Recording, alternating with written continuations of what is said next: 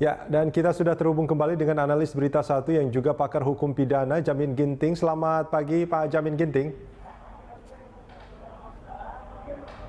Halo, selamat pagi, Pak. Selamat pagi. Ya, Pak Jamin Ginting, ini bicara soal sidang kasus penodaan agama. Ini sudah sidang ke-12 dan saat ini para ahli akan dimintai keterangan. Dari kuasa hukum terdakwa itu selalu menolak untuk bertanya atau memberikan pernyataan terkait ahli-ahli yang berasal dari MUI. Apakah ini justru akan memberikan dampak yang merugikan bagi terdakwa sebetulnya?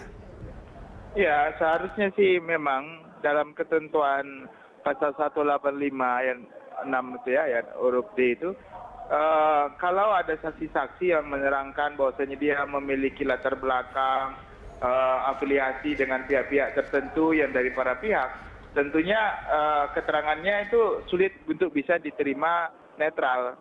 Tetapi ya kita harus melihat bahwasanya hakim kan nggak pernah menolak keterangan atau menunjukkan bahwasanya ahli itu tidak mempunyai kualitas sebagai keahlian secara subjektif, sehingga bisa saja keterangan itu harus bisa ditanyakan oleh pengacara, penasihat hukum untuk memberikan kekuatan bahwasanya keterangan ahli yang mana yang benar begitu.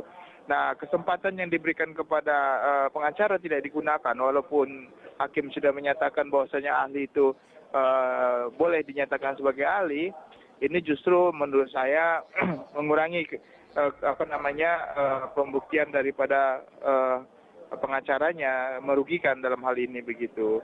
Jadi seharusnya kalau hakim sudah menyatakan orang tersebut memiliki kualitas sebagai saksi ahli, lebih baik ditanyakan, tetapi keberatan itu tetap aja dicatatkan begitu. Nah, ini yang justru kualitas ahlinya juga nanti diragukan karena subjektivitas, bukan karena ada hubungan dengan pihak lain begitu. Pak Jamin Ginting sendiri melihat sidang kasus penodaan agama ini, sekarang kita akan menyaksikan sidang ke-12 ini, jalannya seperti apa Pak Jamin? Ya tentu ini kan masih keterangan ahli ya, ahli agama dan juga ahli pidana.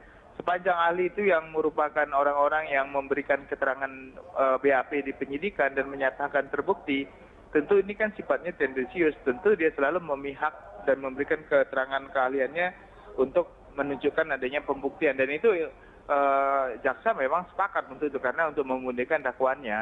Nah inilah, jadi nanti harusnya pengacara juga memiliki keahlian. Kemarin saya sudah katakan beberapa kali, seharusnya jaksa penuntut umum juga harus mengambil ahli agama yang netral dalam hal ini, yaitu dari Kementerian Agama gitu. Nah, dari Kementerian Agama inilah yang harus nanti memberikan keterangan yang benar, karena dia representasi daripada agama secara legal di Indonesia gitu. Artinya di bawah naungan presiden gitu sebagai penyelenggara negara. Jadi sudah jelas legal standingnya untuk memberikan keterangan. Gitu. Oke.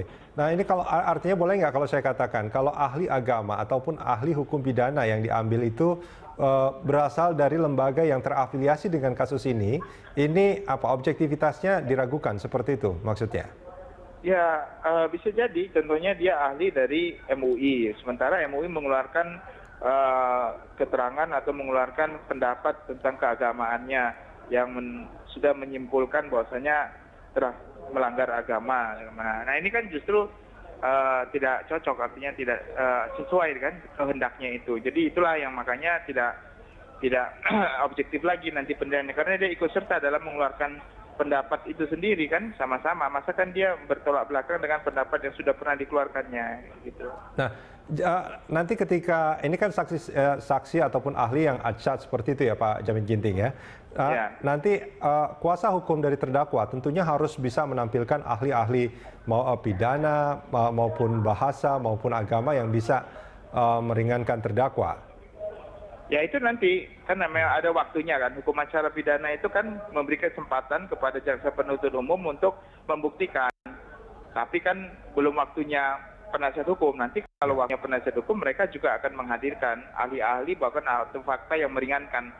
Namanya disebut sebagai saksi adecas kan gitu. Ya. Baik Pak Jamin Ginting, terima kasih banyak Pak sudah bergabung bersama kami di Breaking News Berita Satu News Channel. Sama-sama.